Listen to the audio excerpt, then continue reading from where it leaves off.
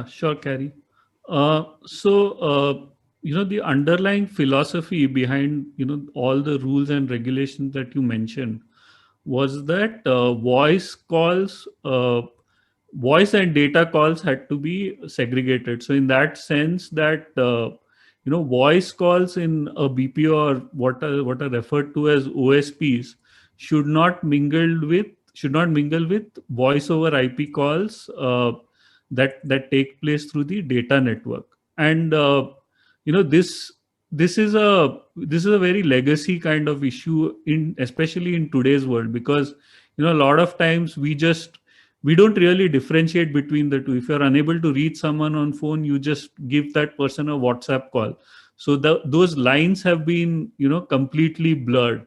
So those regulations, they made sense maybe 10-15 years ago, but they really don't make sense today.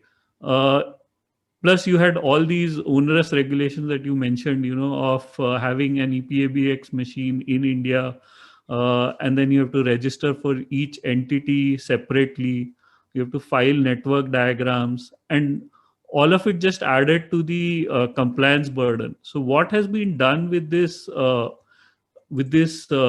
reform is that all of these requirements, most of them have been done away with. Uh, so international BPOs, for instance, can host their EPABX machine overseas, and only the call records, they need to be made available in India. Similarly, there was a huge amount of bank guarantee that was needed to be paid for each seat by BPOs, and I think that's one thing people don't realize when you're dealing with the government. It's not just the rules and regulations.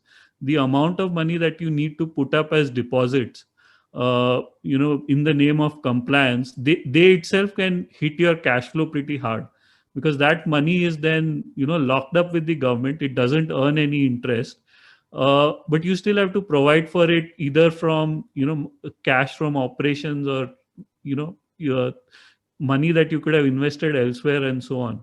So overall, I think it's a very good move, in the sense that compliance burdens have gone down, and companies can focus on their core business. And also, because the regulation earlier was so broad, it was kind of used to harass, especially some of the smaller BPOs and so on. So, for instance, if you had two subsidiaries, and this was a decade or so ago, if you had two subsidiaries and they shared a voice network over VoIP, it would be considered as a breach of compliance, and someone could end up in jail for that. And it was routinely used to harass companies by over exuberant bureaucrats.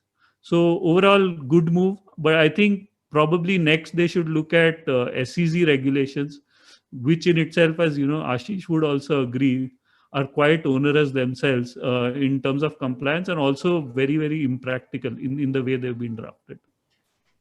Can I just one comment here? I think this will also this can potentially spur the growth of, let's say, the services delivered remotely in the areas of, say, education, or, teaching, coaching, all of that. The reason is that today, these things can still be done remotely, but these are not very organized in nature. If you were to create a small company of 10, 15 people, then you would run into some of the issues which Vatsa talked about in terms of, putting up taking some dot permissions, putting up a bank guarantee, and so on. Individually, of course, you can sit at your home and still do it. But if you need to create a scale and package it in a meaningful way, there would be a lot of issues in terms of how do you deal with the government. Also, the requirements of maintaining hardware, software in a in a bonded sense, bonded warehouse sense, where you have to keep track of some of those assets because they're used for exports and so on. It would theoretically limit mobility. Of course, people would probably be bypassing all this any which way, but now there are no longer any restrictions on some of these other areas also. So as such, a fairly good forward-looking view for an industry. As I think Rajiv has spoken about this in one of the previous extensively.